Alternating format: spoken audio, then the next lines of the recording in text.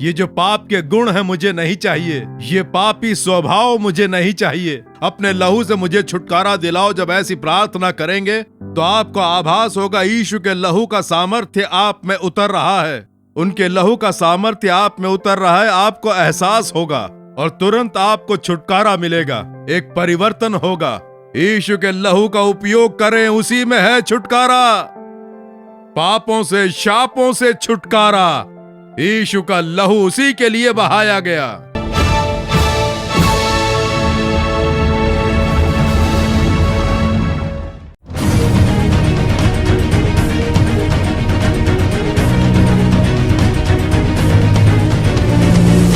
Thyroid की गांठ यीशु के नाम से चूर होकर लुप्त हो रही है। इसी समय वो शरीर के अंदर से निकल जाए। 1 साल से मुझे यहाँ जॉइंट पेन था। जॉइंट्स में दर्द होता था, तुम्हारे हाथों में उठाने से दर्द होता था। हाँ। ये 1 साल से था। अब क्या यीशु पिता से प्रार्थना की? जी हाँ। और प्रार्थना के बाद दर्द ठीक हो गया। ठीक हो गया? कैसे ठीक हुआ? जरा अपना हाथ उठा के दिखाओ, अच्छे से उठा के दिखाओ। दर्द है? नहीं है ना?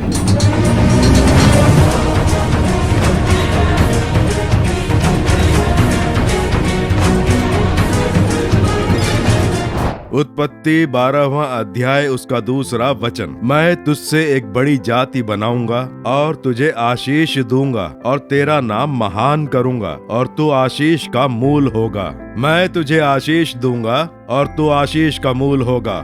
ये वचन परमेश्वर आपको दे रहे हैं।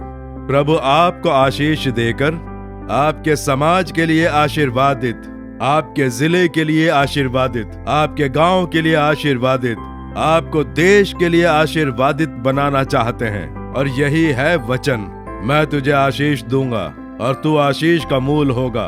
हर एक मसीही को दूसरों के लिए आशीर्वादित बनना चाहिए। यही परमेश्वर की इच्छा है।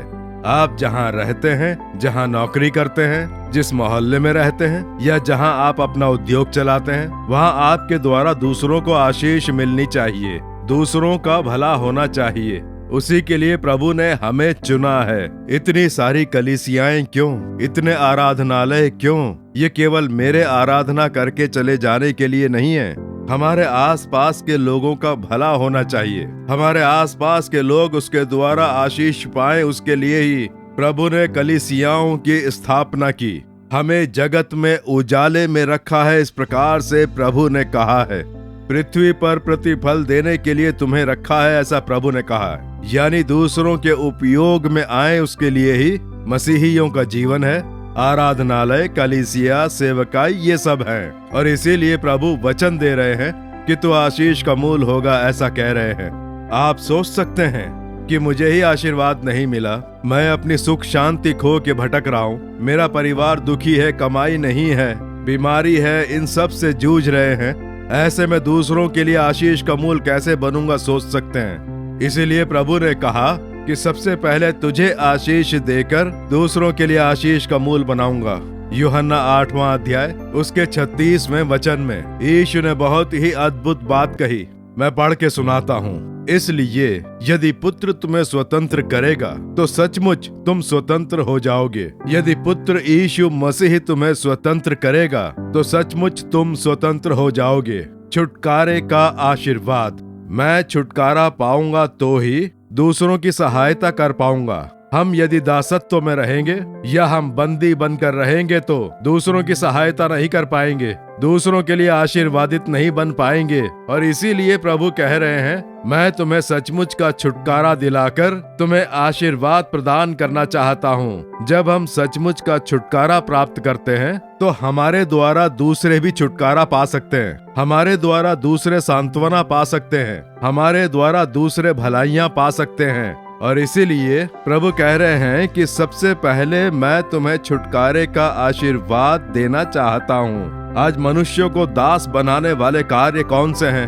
एक तरफ पाप मनुष्य को दास बना रहा है। शराब पीने की लत, नशीले पदार्थ, गलत जीवन जीने के लिए पापी आदतें, गलत तरह के पापी स्वभाव, ये मनुष्य को अपना दास बनाकर पवित्रता को भंग करके उनकी सुख शांति छीनकर उन्हें मिलने वाले आशीर्वाद में रुकावट डालते हैं। कई परिवारों को शाप अपना दास बना लेता है। पीढ़ी दर पीढ़ी बीमारी चली आती है। पीढ़ियों से कमाई में कमी रहने लगती है। पीढ़ी दर पीढ़ी नुकसान होता है, हानि पहुंचती रहती है। ये शाप के कारण होता है। शाप अनेक परिवारों को अपना दास बनाकर वो सुखी जीवन व्यतीत न कर पाए, वैसे प्रसन्नता से न रहें, वैसे शाप के कारण जो नुकसान होता है वो कई परिवारों को नुकसान पहुंचाता है। और दूसरी तरफ मनुष्यों को देखिए, डर, उसे डर सताता रहता है। पैसा है, काम है, सब कुछ है, लेकिन हमेशा मन में एक डर, किसी न किसी बात को लेकर डर या मृत्यु को लेकर डर, ऐसा एक दासत्व। और इन सब के पीछे दुष्ट आत्मा होती है, उनमें शैतान की शक्ति है, ये आप देख सकते हैं। जब हम पवित्र शास्त्र के वचन ध्यान से पढ़ते हैं तो जगत की सृष्टि से पहले इस जगत में एक दुष्ट क्रिया का कार्य कर रहा था। वो था शैतान, जो कि एक चोर है। ये पवित्र शास्त्र में लिखा गया है। हर एक समस्या के पीछे वही है। हर एक पाप के पीछे दुष्ट क्रिया करके वही पहुंचाता है मानसिक तनाव और वेदनाएं। क्योंकि परमेश्वर के ऊपर वो क्रोधित था, इसलिए परमेश्वर मनुष्य से प्रेम रखकर आशीष देना चाहते हैं, इसलिए मनुष्यों को वेदनाएं पहुंचाकर परमेश्वर को दुखी करूंगा मानकर मनुष्यों के विरोध में काम करता रहता है। मानसिक तनाव और बुराई का जो कारण है वो और कोई नहीं, नासूर शैतान है। वही है जो बुरे काम की क्रियाएं करके मनुष्यों को दास बनाकर उनकी सुख शांति छीन लेता है, प्रसन्नता छीन लेता है, आशीर्वाद छीन लेता है। और इसीलिए हर एक पाप के पीछे दुष्ट आत्माओं की क्रियाएं होती हैं। किसी को यदि शराब पीने की आदत लग जाए तो इसका मतलब शराब की आत्मा ने उसे वश में कर रखा है। कोई मनुष्य यदि वैश्यवृत्ति के पाप में फंस जाए तो इसका मतलब वैश्यवृत्ति की आत्मा ने वश में कर लिया है। किसी मनुष्य में यदि किसी से नफरत करने जैसा कोई कार्य है तो नफरत उकसाने वाली आत्मा है जिसने उसे अपने वश में कर लिया है। मनुष्य के मन में क्रोध और नफरत पैदा करके परिवार की सुख शांति जब छिन जाती है तो वो क्रोध लेकर आने वाली आत्मा है, नफरत पैदा करने वाली आत्मा।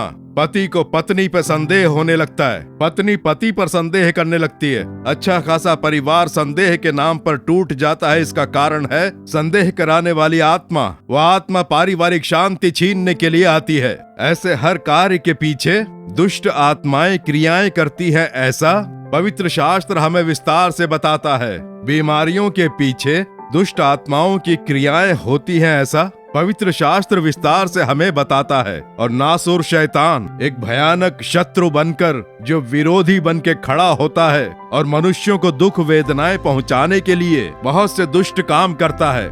कईयों के मन में डर का बीज बोता है और वो डर डर के जीवन व्यतीत करते हैं। कईयों को चिंतित करके वश में कर लेता है। चिंता, जब देखो बस चिंता ही करते रहते हैं, सोचते रहते हैं कि कल क्या करूंगा, इसके लिए क्या करूंगा, उसके लिए क्या करूंगा। शैतान ऐसी चिंता मन में बैठाकर उनके मन के अंदर चिंताओं को भर भर के दास बनाकर उनकी खुशियां छीन लेता है। इसीलिए वो हमेशा उदास रहते हैं, मन में किसी तरह की खुशी नहीं होती है। हम हमेशा प्रसन्न रहे, इस प्रकार से प्रभु चाहते हैं, लेकिन शैतान बिल्कुल नहीं चाहता है कि हम प्रसन्न रहें। और इसीलिए कई प्रकार का आक्रोश पैदा करके हमें अपना दास बनाकर शांति छीनने का प्रयास करता है और डर पैदा करता है। कई परिवारों में कमाई का एक शाप, परिवार को अपना दास बनाकर चाहे कितनी भी कमाई हो कुछ बचेगा नहीं, घर में कोई आशीर्वाद नहीं है, घर में रहकर अच्छे से खाना भी नहीं खा पा रहा हूँ, बच्चों को ठीक से पढ़ा लिखा नहीं पा रहा हूँ। कमाई तो होती है लेकिन बचत नहीं हो रही है। कड़ी मेहनत करके कमा के तो लाता हूँ पर घर में कुछ बचता नहीं है, सारा का सारा खर्च हो जाता है। कमाई की वो नासूर शैतान की जो क्रिया है, शाप की क्रिया, मनुष्य को दास बना लेती है। कईयों में दुष्ट आत्माएं, डराने वाली आत्माएं, नासूर आत्माएं, इस जगत में जादू टोना तंत्र मंत्र है। ये पवित्र शास्त्र विस्तार से दिखाता है। तंत्र मंत्र जादू टोना ये काम शैतान को सामने रखकर किया जाता है। किसी परिवार को नष्ट करने जब कोई आत्मा जाती है तो वो शैतान है। परिवार पे घात करके उस परिवार को तहस नहस कर देता है। ईर्ष्या जलन के कारण कुछ दुष्ट मनुष्य पैसे देते हैं, उसके कारण ईर्ष्या के कारण तंत्र मंत्र जादू टोना करा के परिवारों को नष्ट कराने वाले लोग भी संसार में हैं। वो जादू टोने की आत्माएं हैं जो तंत्र मंत्र करके क्रियाएं करती हैं और मनुष्यों को अपने वश में करके उनके परिवारों को दुख पहुंचाती हैं। इस तरह से कई प्रकार से मनुष्यों को अपना दास बनाकर उनकी सुख शांति छीनकर उनका आशीर्वाद छीनकर मनुष्य को नष्ट करने के लिए शैतान छटपटाता है और उसके लिए विभिन्न प्रकार की क्रियाएं वो करता रहता है। जब एक तरफ वो ऐसी क्रिया करता है तो दूसरी तरफ परमेश्वर का सामर्थ्य, यीशु मसीह का जगत में आने का उद्देश्य वो स्वयं बताते हैं। लूका 4:18 जब पढ़ते हैं तो उसमें लिखा है, प्रभु का आत्मा मुझ पर है, बंदियों को छुटकारा दिलाने के लिए, कंगाल और कुचले हुओं को छुड़ाने के लिए मैं आया हूँ।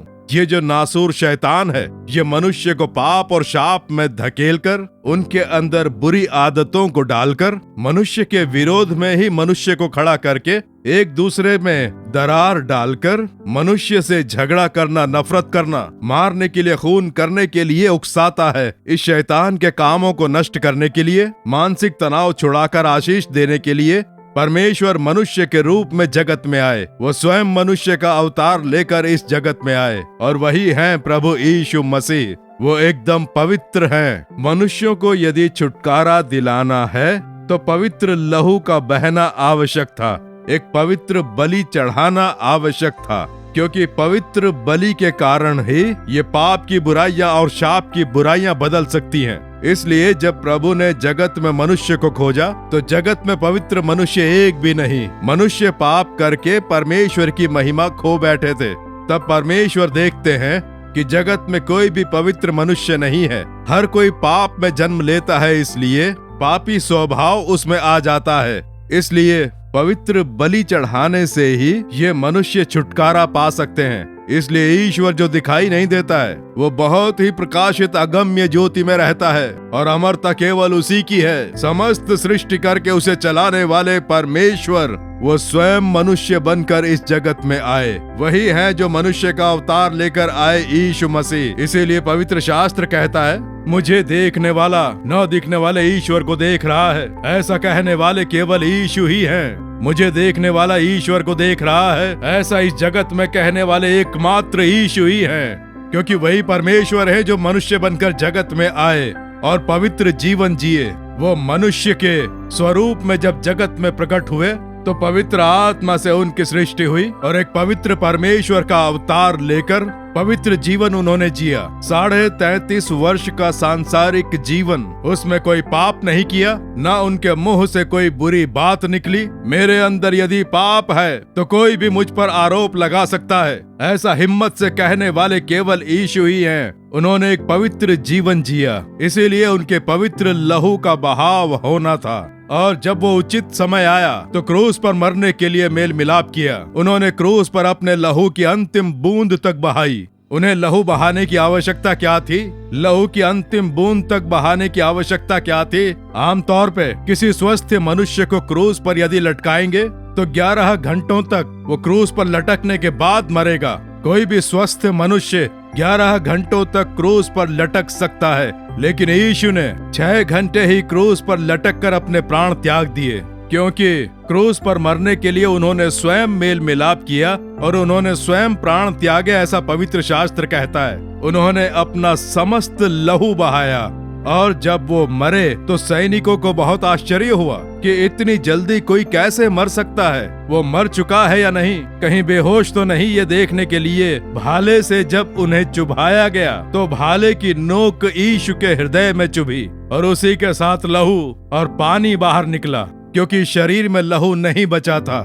लहू की अंतिम बूंद भी उनके हृदय से बाहर निकल गई, ऐसा पवित्र शास्त्र कहता है। ऐसे अपना लहू क्यों बहाया? क्योंकि उस लहू के द्वारा ही मानसिक तनाव से छुटकारा, शाप के बंधनों से छुटकारा, पापों से छुटकारा, शैतान के बंधन से मानसिक रोगियों को छुटकारा, और उसी के लिए यीशु ने क्रूस पर जय पाई। उन्होंने क्रूस पर जो लहू बहाया उसके द्वारा शैतान की शक्तियों को उन्होंने नष्ट कर दिया, शैतान के सर को कुचल दिया, शैतान को उन्होंने पैरों से कुचला। मृत्यु पर जय पाकर तीसरे दिन पुनः जीवित उठकर, मैं मरा लेकिन युगो युगांतर मैं जीवित रहूंगा, ऐसा उन्होंने कहा।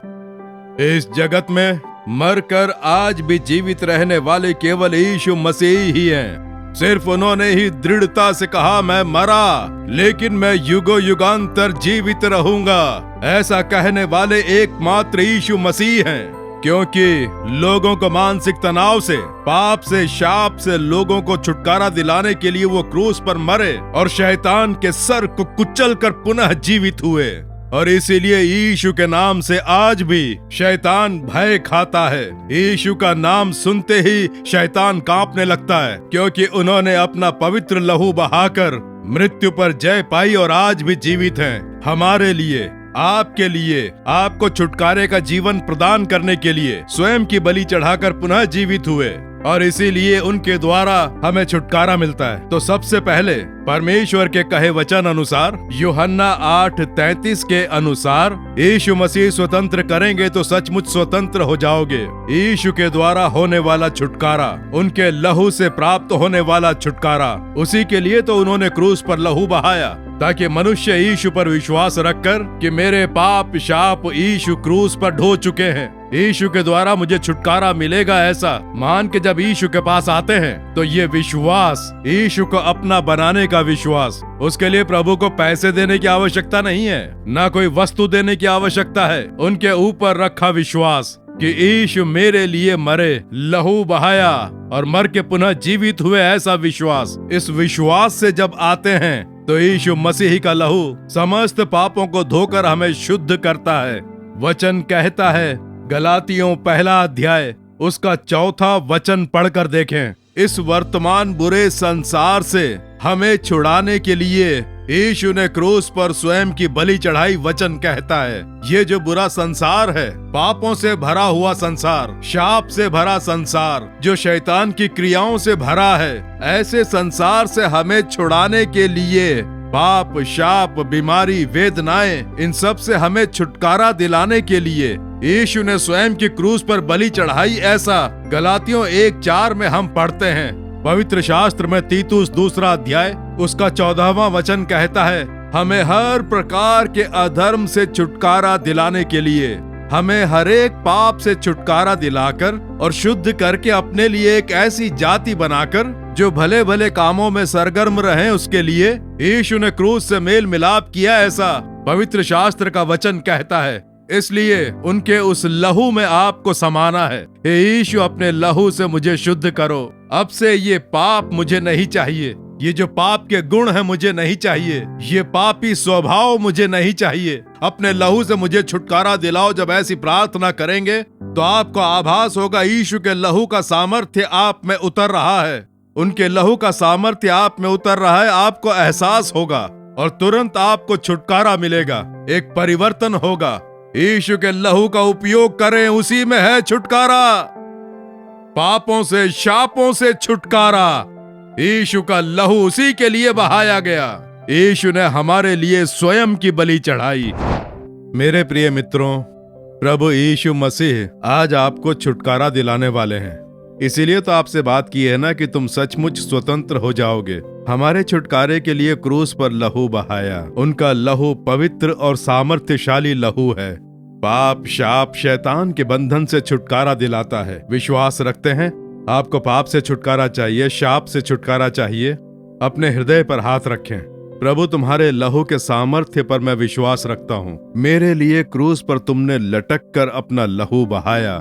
वो सामर्थ्य मुझ में उतरे, मुझे छुटकारा चाहिए बोल के प्रार्थना करेंगे। अपने हृदय पर हाथ रख लें। आपका छुटकारा, चंगाई और आशीष के लिए मैं प्रार्थना करने वाला हूँ। परम पिता, इन बच्चों के लिए तुमने क्रूस पर अपना लहू बहाया। इन्हें इनके पापों से, शाप से, बीमारियों से, शैतान के बंधन से छुटकारा दिलाने के लिए तुमने जो पवित्र लहू बहाया वो इन्हें याद दिलाएं। अब हे प्रभु, मेरे पाप क्षमा करो, मुझे पापों से छुटकारा दिलाओ, शाप से छुटकारा दिलाओ बोलकर प्रार्थना करते इस बेटे को, बेटी को तुम्हारे लहू का सामर्थ्य छू रहा है। यीशु मसीह के पवित्र लहू का सामर्थ्य उतर कर आए, पाप के बंधन टूट कर बिखर जाएं। आज ही जो पापी विचार हैं निकल जाएं। इनका हृदय तुम्हारे लहू से शुद्ध होकर पूरा पवित्र हो जाए। रोग से जो सामर्थ्य नष्ट हो गया, इन्हें पूर्ण चंगाई मिले। शैतान की समस्त क्रियाएं, तंत्र मंत्र, जादू टोना सब लहू के सामर्थ्य से नष्ट हो जाए। आज एक छुटकारा इन्हें मिलना चाहिए। हर एक बेटे को छुओ, हर एक बेटी को छुओ। आज तुम्हारे मिलने वाले छुटकारे के आशीर्वाद को ये देख पाएं, ये प्रसन्न रहें। बीमारी का बिस्तर यीशु के नाम से दूर हो जाना चाहिए। पूर्ण चंगाई व आशीर्वाद प्राप्त हो। यीशु मसीह के नाम से प्रार्थना कर रहे हैं परम पिता, आमीन आमीन। मेरे प्रिय मित्रों, प्रभु ने आपकी प्रार्थना सुनी। उनके लहू के सामर्थ्य ने आपको छू लिया, आपने छुटकारा पा लिया। अब स्तुति करें, हे प्रभु, तुम्हारे पवित्र लहू के लिए तुम्हारी स्तुति हो। अपने लहू से मुझे शुद्ध किया, स्तुति हो। चंगा किया, स्तुति हो। स्तुति करते रहें, आप बदलाव देखेंगे। यीशु का आशीर्वाद सदा आप पर बना रहे, आमीन। For further details and prayer support, contact Jesus Redeems Ministries, Nallumavadi, Tuticorin District, 628211. Our phone number 04435454545. Email info@jesusredeems.org. Our website www.jesusredeems.com. God bless you.